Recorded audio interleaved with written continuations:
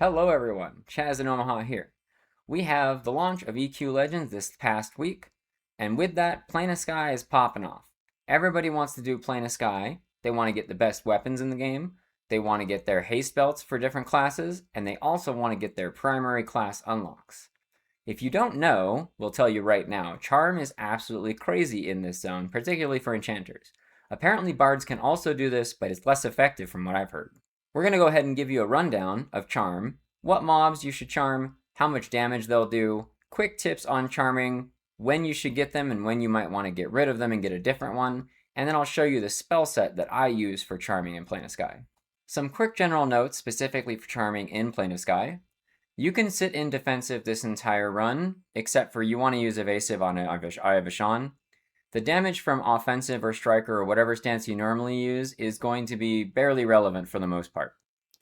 You always want to be an over channel when you recharm. You can mez with evasive or inversion, or you can use whirl to hurl to stun them for a second if you're in danger, but you always want to make sure you're in over channel when you land your charm.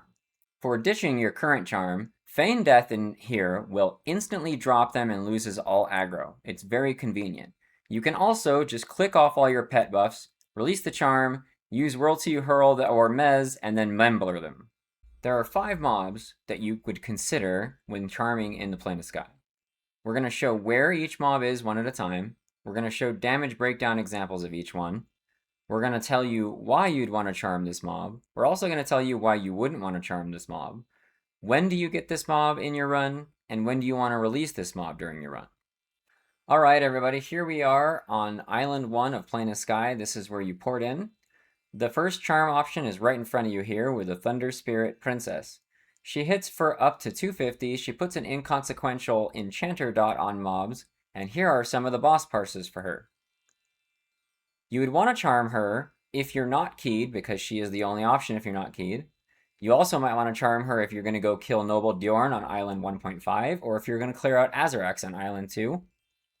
You wouldn't pick her up if you're going to skip Islands 1.5 and 2 and instead just go directly to 3 or above.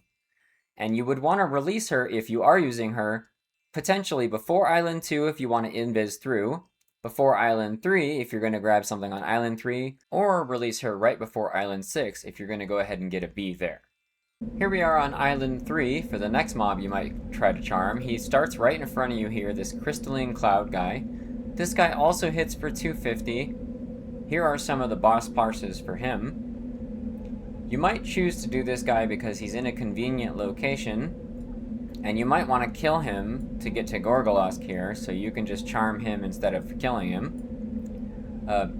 I used to recommend charming this guy, but earlier today someone convinced me to try one of these meteors up here, and these are a lot better, so I don't really recommend this one anymore unless you just kind of want to try it.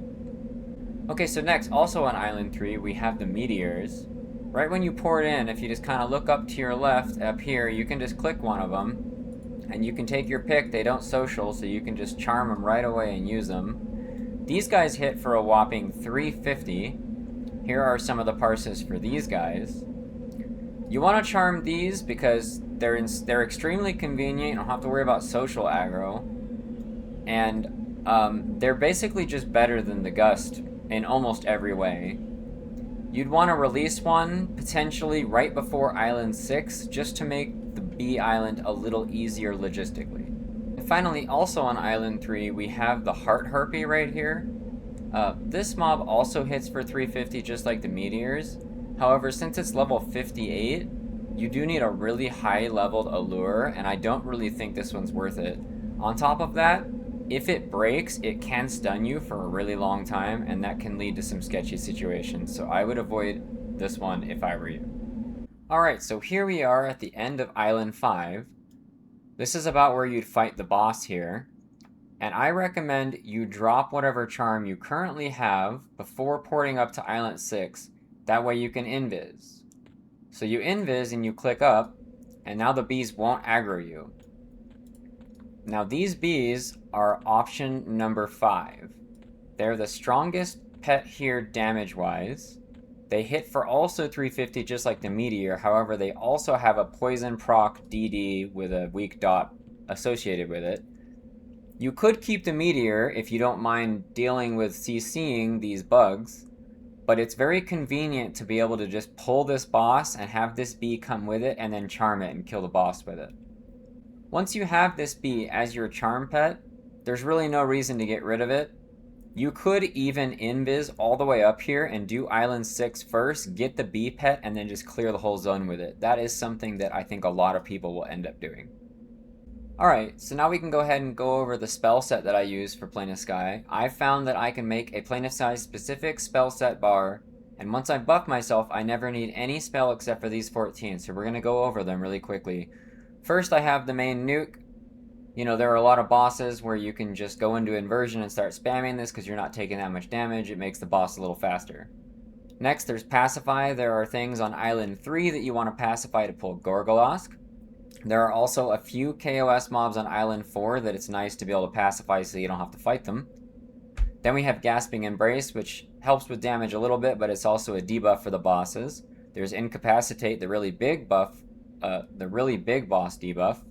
Next we have Charm. My Charm is level 6. I think that 6 is sufficient for here. My Charm doesn't break very often, but feel free to get it higher than 6. Then we have Haste, mostly just so we can haste our pet once we charm it. We have Pillage, because there's a lot of buffs on random mobs here. We got Tashani. You do want to tash the mobs when you charm them. Normally I don't, but in Plane of Sky I think it's worth doing. Next we have Membler. Membler is very convenient if you accidentally aggro something you don't want to, like if you're pulling the horse on Island 4, sometimes you get extra mobs. You can mez them, Membler them, and not fight them. Next we have Improved Invisibility, just kind of ease of getting around. It never drops unless you run out of time, which is 10 minutes, that's forever. We have Wandering Mind, just so you can use more mana to spam nukes to kill things faster. It's not that important. We have Mesmerization, the AoE one, just because it's convenient. Sometimes you get attacked by like 3 birds at once, you want to mez. And then we have Slow, of course. Slow is very important. And then we have our heal. And that is all the spells that I need for Plane of Sky. With all that said, I'm going to go ahead and show you an edited clip chain from one of my stream VODs that will show me doing a majority of the things that I've said in the video previously. That way you can see them in action and understand exactly what I do in order to charm and blast this zone. Thanks everyone, and we'll see you again next time. Alright, so I made a spell set just for Plane of Sky, because I don't need any other spells other than these for Plane of Sky. So you can see here, as it fills up, these are the spells that I use here. I use all of them. I use literally all of these spells, but I don't need anything other than these. So this is like a perfect spell set for here. Okay, so the first thing you do is you want to be in defensive basically the whole time because we're going to be charming, right? And charm pets are cracked in skies. So we start with a Tash just so it's less annoying. We hit our macro to charm. So we have our princess here. This is why we have celerity on the bar, just so we can haste our pet. Just so we can haste our pet, you know what I'm saying? Alright, and we're going to go ahead and go over to the Noble Diorn Island first. Now you can pacify the flying Whirlamagig things over here, wherever it is. But I don't really care. I'm just going to kill them because they're not very hard. And this princess is going to blast these guys, so here it comes. Here comes the stupid Whirligigs. Kill it, princess. I would kill the Whirligig first if you don't bother to pacify, because it dies a lot faster. So you can see the princess is absolutely ass-blasting this place. We'll check the DPS meter after we're done with this to make sure my meter is picking this up, because I kind of want to have the meters to show when I make a quick tutorial video on easy charming in Plane of Sky. Easy charming. So you can see that this is, I mean, you can stay in defensive and he just like dies, right? Because the charms are ridiculous. If you didn't have the charm, I'd probably be in offensive and I probably should debuff him more. Incoming charm nerf. They already nerfed one thing once, but yeah, I think they should nerf the charms here somehow. I'm not sure how, but I think they should. You can go into inversion and blast your nukes too. It works on most of the bosses. It makes it a little faster. Alright, so now you have a decision to make here. You can either feign right now and get rid of this princess, or you can go up to Island 2 and clear it with the princess, right? I'm not gonna do that. I'm not going to clear Island 2 because I don't care. But with the charms, if you feign, it just breaks them immediately. It breaks them and clears them off your targets immediately for some reason. Like 100% of the time, which is really convenient. So then we can just invis past Island 2. If you were killing it with the princess, you know, you just stand where you start, pull all this stuff, do whatever. You got to clear it the first time, obviously, to get the key, you know, but we already have it, so whatever. Now, if you drop the princess, you want to get this dude right here. You want to get this Gust of Wind guy right here. So we're going to attach him. Over channel. Hit the macro. I don't know why I clicked over channel. The macro does over channel. That's the reason we have the macro. So we have this guy. We go ahead and haste this guy. I don't really need to kill Gorgolosk either, but you can go ahead and, like, you know, kill these with this pet. You probably want to pacify this Heart Harpy right here. You also can charm this Heart Harpy if you get your allure to level 7. But it's a little riskier than this guy because it can, when it breaks, it can stun you for like a really long time. So I'm not interested in doing that personally. This guy's fine. I think this guy's fine. We're going to do the pet leader thing again. So hopefully we get a parse from this guy. Now on Island 4, you can run over here and kill the horse thing. I don't need the horse either today, so we're not going to do that. But you can run over and kill that.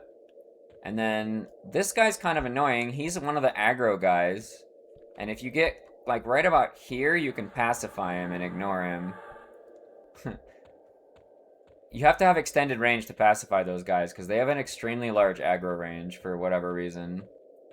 I am going to kill the Diorn, though, because I'm pretty sure I still need some noble Diorn garbage. So we're going to pull this guy with a slow. We have good timing here. And we're going to just bring him to the edge here. Right over Oh, I didn't do Greater Hold. That's fine.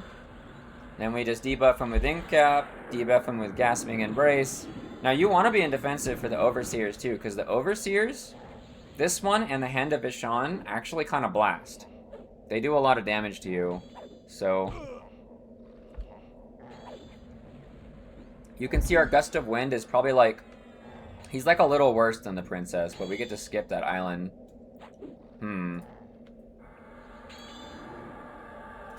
I'm just pacifying things as they come near me, so I don't have to fight more. Or Membler or whatever. We do have Membler on our bars as part of this spell set, because I don't want to fight all this stuff when I'm trying to farm the boss drops, right? See, like, even in defensive, he's actually doing a lot of damage to me, right? Oh! That horse disappeared. That was weird. That was pretty weird. Alright, we should probably go Inversion and start nuking. It'll speed this up a bit.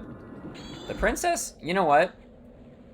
I'm kind of thinking that maybe keeping the Princess and, like, killing just whatever few Azaracs you have to get to this island with it is maybe worth it. She definitely does more damage than this guy. Alright, I already have a bow. That's true. Like, some people will get data from MU servers, right? And it's going to be different than a TLP server. Like, it's going to be wildly different in some cases, so...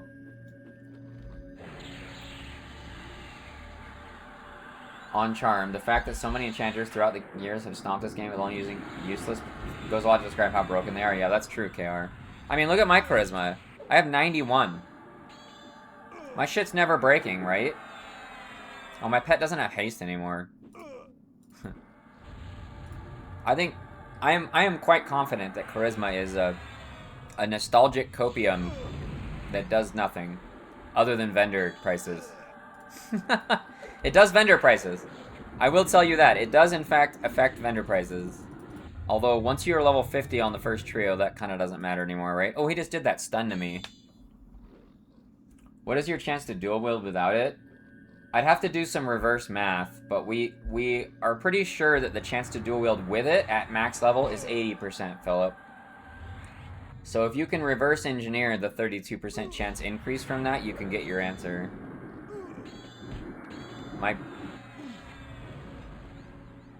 Can I do that? Like 1.32, you just take 0.8 divided by 1.32, right? And you'd get the original number. Yeah, I can't do that in my head right now. An Elder's Totem. I think I have that too. Alright, I'm over this guy. Let's go kill the bees. Alright, so at this point, when you're about to go to Bee Island, you feign your pet off. See, it auto-clears. And then you invis. Make sure you invis. It makes it way easier. You click up, and you'll be on Bee Island. Now, this one's the boss, because he's huge and in the middle. And then you run through invis, they don't see invis, to the back. To the side of this gear over here. And you want to get just at max range.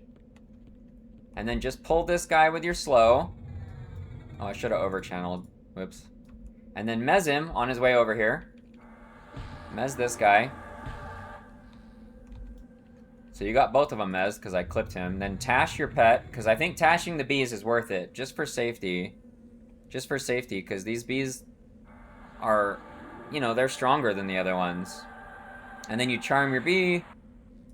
Give it haste only. The rest of the buffs basically don't matter. Tooltip says it sharps help most of the tooltips are in EQ2. In EQ2? Why are you talking about EQ2, Beer? So now we have a bee. He's just gonna be, I guess he's just gonna be mezzed for a bit. That's fine. And now you get to watch this bee absolutely blast this guy in about 1 second. Here he goes. Here he goes. Look at him go. Look at him delete this thing. So this is the reason why people are saying you could just invis up here and do this first and then loop back around. We might try that next time around.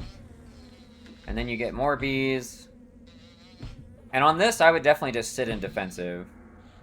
Right? Like, when you have the bee pet, unless you just want to do more damage just to do it, I don't think it's worth coming out of defensive. Because, like, your bee is just...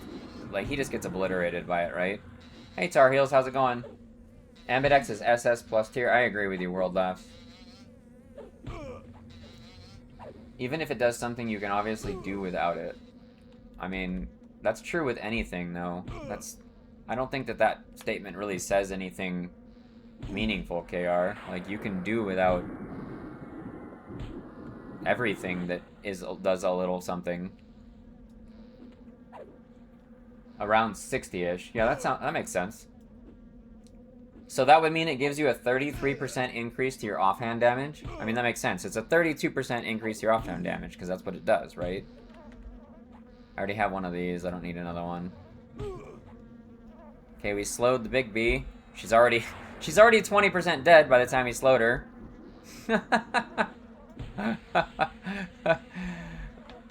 Alright, give me the warrior belt thing. Give me the warrior belt thing, lady. Come on. I don't even know what it's called. Whatever it is.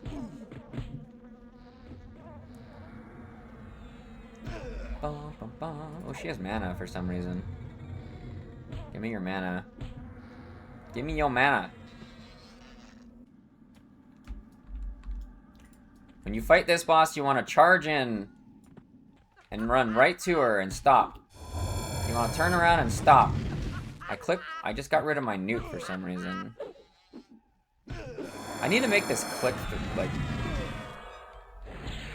And this lady, she evaporates. Look at this. Oh my god. See you later, lady. Wow! Alright. I think we're safe to go up now. We might have waited too long. Hopefully we don't die here.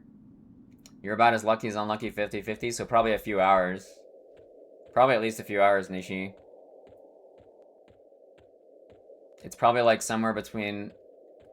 Is it worth getting... I don't know, Supreme. I haven't tried it yet.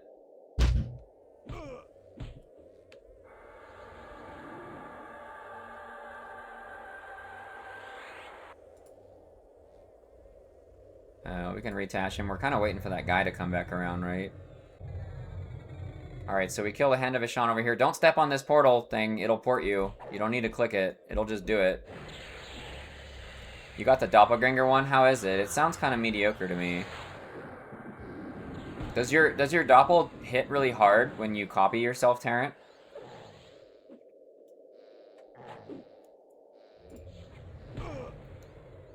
Oh, we should check to see if the bee damage is going.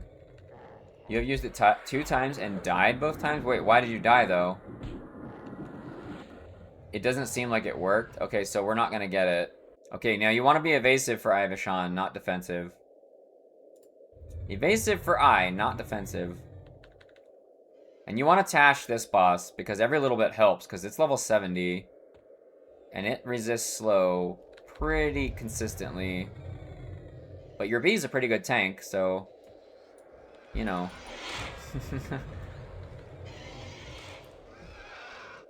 Your B's a pretty good tank. There we go, 3rd time's the charm, I guess.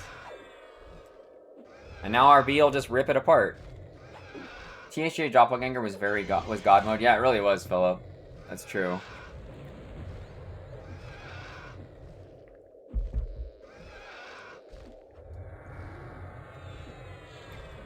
Look at it just evaporating. So that's it. So one of these, I just pick one? Does it matter? Can I just do any of them?